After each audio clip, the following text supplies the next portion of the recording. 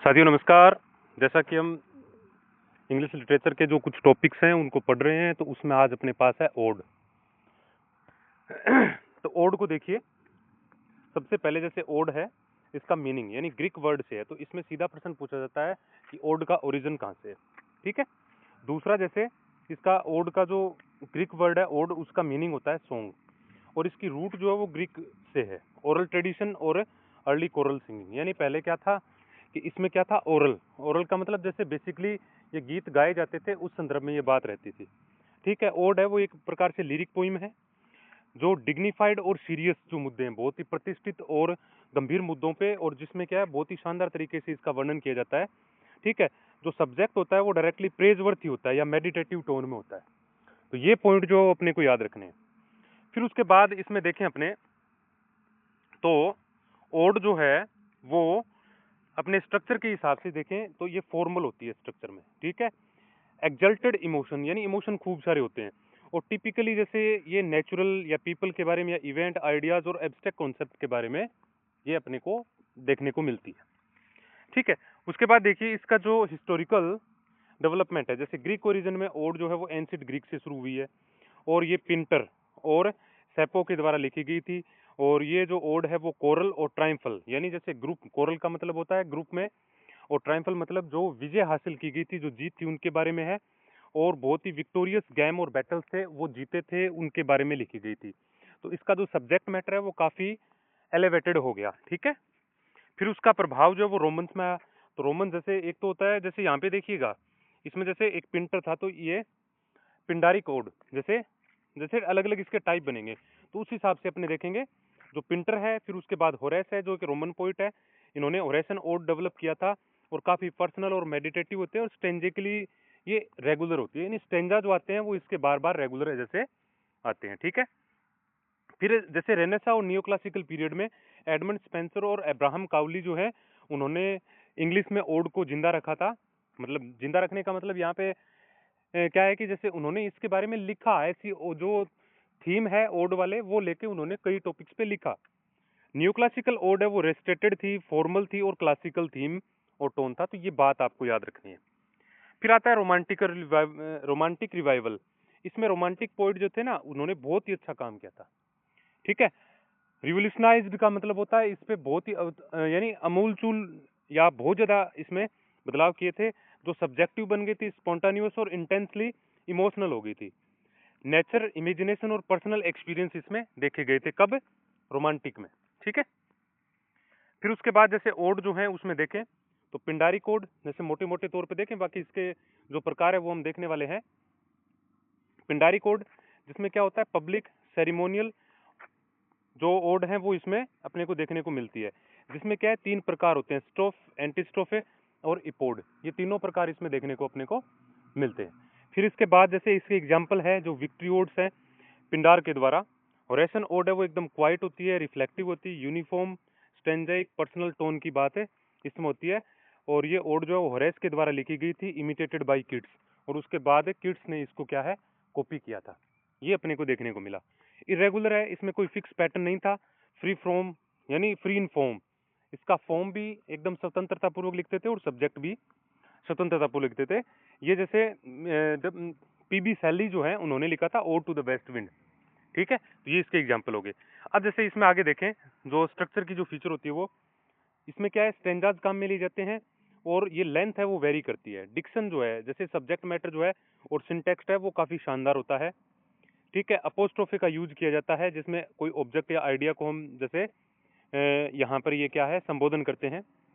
Imagery काफी rich होती है, मेटाफर खूब होते हैं, और पर्सोनिफिकेशन काफी होते हैं इसमें। और टर्न और शिफ्ट इन थॉट और मूड, यानी ये क्या है, जैसे इसमें टर्न आ जाता है, अचानक से बदलाव आ जाता है या शिफ्ट हो जाता है जो बात है वो। ठीक है।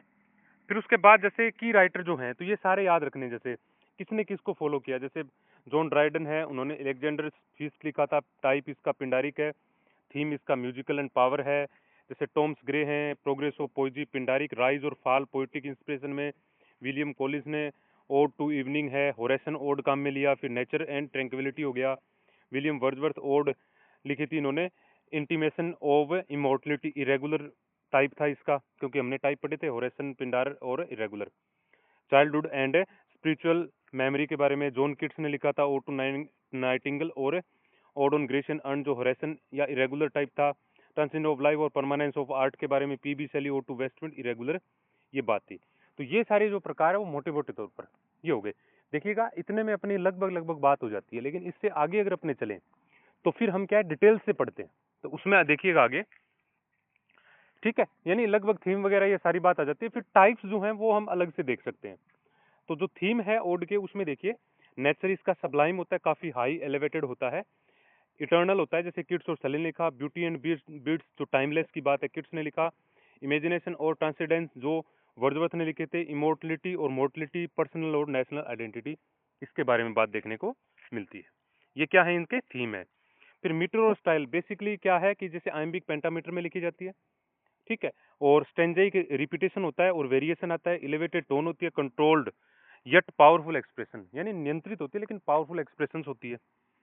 फिगर्स ऑफ स्पीच जो है ना, वो इसमें अपोस्ट्रोफी, पर्सोनिफिकेशन और जो सिमिली, मेटाफर, एलिट्रेशन, एजोनेंस वगैरह ये काम में लिए जाते हैं, ठीक है।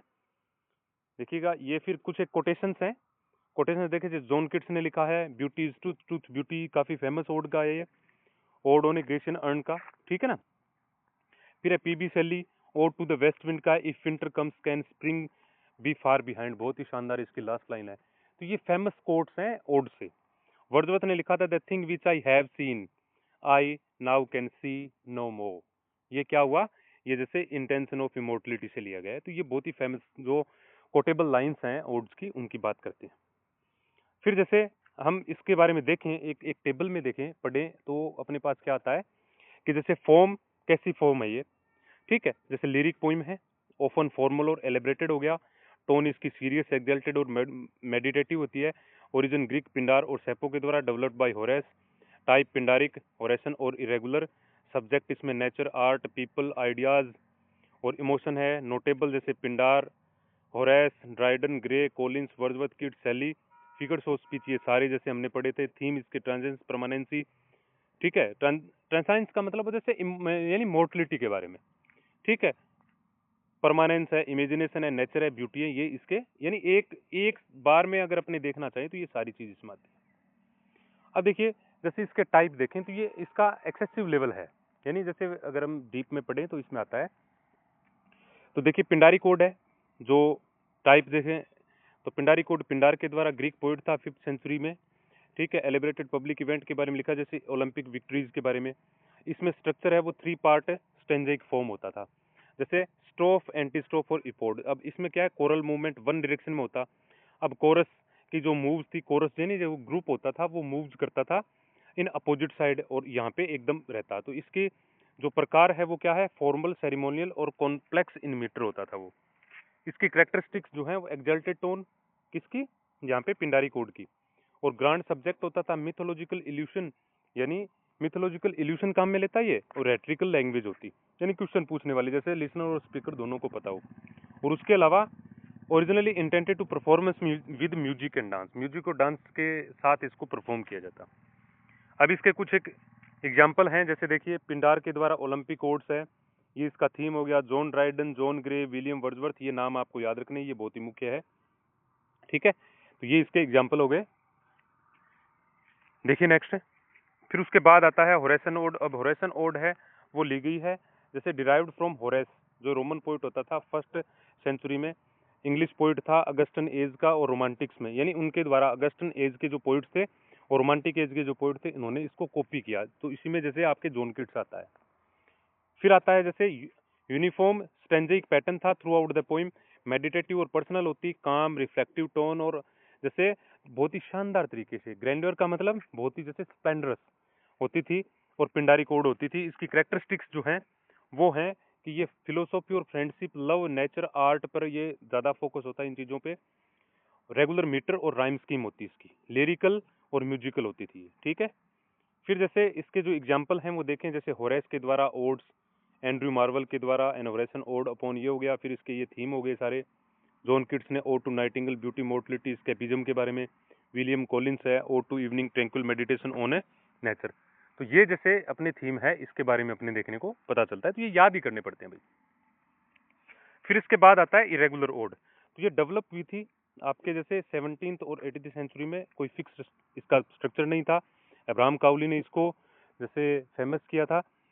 और हु रिजेक्टेड रिजिड स्टेंजा, यानी उसके जो फिक्स स्टेंजा थे उनको उन्होंने फिर जैसे रिजेक्ट कर दिया था। ठीक है, फ्री वो फॉर्म में लिखी जाती थी, कोई number of line, stanza length वगैरह राइम कुछ नहीं था। पोइटिक में थीम, स्टाइल, स्ट्रक्चर जो है एकदम फ्रीडम होती थी उसमें। इसकी करेक्टरिस्टिक्स क्या है? ग्रैंडर ऑफ पिंडारिक और इंटीमेसी ऑफ रेसन, यानी ये दोनों को मिक्सअप बना के लिखते थे। स्पॉन्टेनियस और इमोशनल होती थी ये। और इसमें क्या है, जैसे फ्रीक्वेंटली यूज रोमांटिक पोइट्री ज्यादातर लिखी गई थी।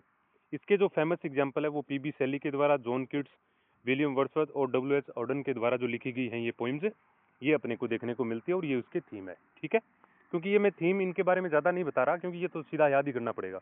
अगर इनको पढ़ेंगे तो वीडियो काफ़ी लंबा हो जाता है, इसलिए मैं इनसे बच रहा हूँ। ठीक है, फिर उसके बाद है इंग्लिश हाइब्रिड मोड, जो है वो मिक्स्ड फॉर्म होता था, जो मॉडर्न में काफ़ी एक्सपेरिमेंट हुए थे उसके बारे में लिखा गया। तो इसमें क्या है, जैसे पैब्लो नेरूडा जो चिली के हैं, चिलियन पोइट है, उन्होंने लिखा था। और डिस्क्रिप्शन इसमें क्या है, सेलिब्रेट्स ऑर्डिनरी ऑब्जेक्ट्स, इरेगुलर फ्रीवर्ड्स काम में लेते। एलन टेट के द्वारा भी ये भी odes to the confederate dead, इसके बारे में तो ये मॉडर्निस्ट और डेस्पेयर क्लासिकल स्ट्रक्चर काम में लेते। W B Yeats Grecian urn जो पीरियडिक वर्जन है, जो फर्स्ट ग्रेड में लगता है, उसको अपने देखते हैं। फिर जैसे अगर आप इसको एक साथ देखो तो ओरिजिन ग्रीक यानी ग्रीस में हुआ है पिंडारिक का, ओरेसन का रोम में, और इरेगुलर का इंग्लैंड में हुआ है। स्ट्रक्चर इसके ये हैं, इसमें कोई यूनिफॉर्म स्टेंजा है और ये फ्री फॉर्म है। टोन पब्लिक सेरिमोनियल है पिंडारिक की, होरेसन की पर्सनल रिफ्लेक्टिव, और इसकी पैशनेट और फ्री है। फिर उसके बाद देखिए, इसके बाद नेक्स्ट देखें अपने, जैसे थीम है इसका विक्ट्री का, नेशनल परेड का, इसमें होरेस वाली में नेचर और लव का है, और जो फ्री वाली है इसमें रिवोल्यूशन, ब्यूटी और मोर्टलिटी का है। मीटर और राइम्स की इसमें कॉम्प्लेक्स मीटर है, इसमें रेगुलर स्मूथ है और इसमें इरेगुलर है। एग्जाम्पल जैसे ड्राइडेंस अलेक्जेंडर फीस्ट हो गया, फिर जैसे किड्स का नाइटिंगल हो गया, और जैसे सैली का वेस्ट विंड हो गया। ठीक है, तो इसी के साथ दोस्तों हम जैसे हमारा ये वीडियो है कंप्लीट है। इसको पढ़िएगा, देखिएगा और लर्न करिएगा, और आगे से आगे जैसे शेयर करिएगा और लाइक और सब्सक्राइब जरूर करिएगा। ठीक है, इसी के साथ थैंक यू वेरी मच।